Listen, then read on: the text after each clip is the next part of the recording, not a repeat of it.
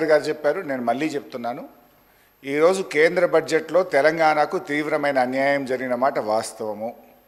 మీరు రిజల్యూషన్ ప్రవేశపెడితే దాన్ని ఏకగ్రీవంగా పాస్ చేయడానికి మేము సిద్ధంగా ఉన్నాము. 2, మీరు ఢిల్లీకి అఖిలపక్షం తీసుకువెళ్తే మీ వెంట రావడానికి సిద్ధంగా ఉన్నాము. ఢిల్లీలో ధర్నా చేద్దామంటే మేము కూడా మీతో పాటు ధర్నా చేయడానికి సిద్ధంగా ఉన్నాము.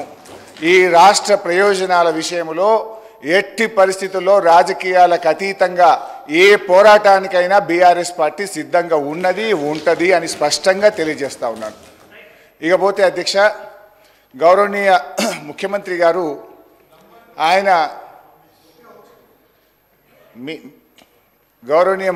గారు ఆ మధ్య మాట్లాడుతూ రుణమాఫీ గురించి హరీష్ రావు దీక్ష చేయాలన్నాడు, నిరుద్యోగుల గురించి కేటీఆర్ దీక్ష చేయాలన్నాడు.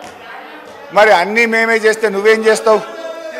ఈ రాష్ట్ర సభా నాయకుడిగా ఎందుకంటే నన్ను వ్యక్తిగతంగా అన్నారు అధ్యక్ష, ఈరోజు నీకు అగ్గిపెట్టె దొరకలేదా అంటున్నాడు. మాది ఉద్యమ స్ఫూర్తి.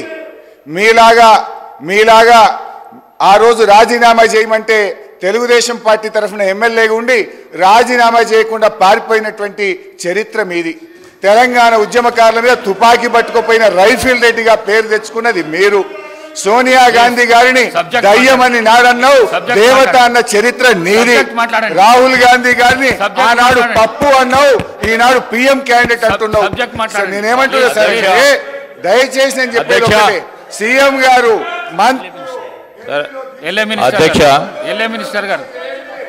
అధ్యక్ష హరీష్ రావు గారికి కోరుతా ఉన్నాము.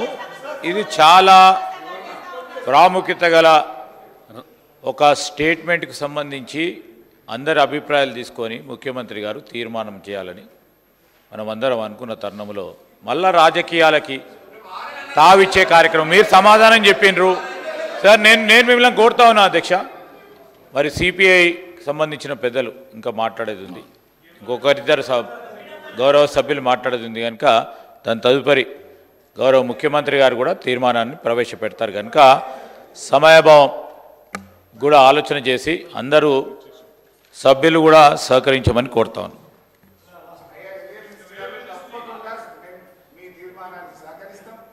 ఏకగ్రీవంగా పాస్ చేయడానికి సహకరిస్తాం. అయితే నేను ఒకటే సభానాయకుడికి నేను కోరేది సార్, మా ట్రాక్ రికార్డు ఉంది. గడ్డిపోచల్లాగా మా నాయకుడు చెప్తే 2 సార్లు ఎమ్మెల్యే పదవికి రాజీనామా చేసిన చరిత్ర నాది, మంత్రి పదవికి రాజీనామా చేసిన చరిత్ర నాది. కానీ మీరు మా ఉద్యమ స్ఫూర్తిని ఈ రకంగా అవమానపరిచేది సభ రికార్డు నుంచి తొలగించాలని మిమ్మల్ని కోరుతున్న అధ్యక్ష. కేసీఆర్ గారిని రమ్మంటుండ్రు. కేసీఆర్ గారు చావు నోట్లో తలబెట్టి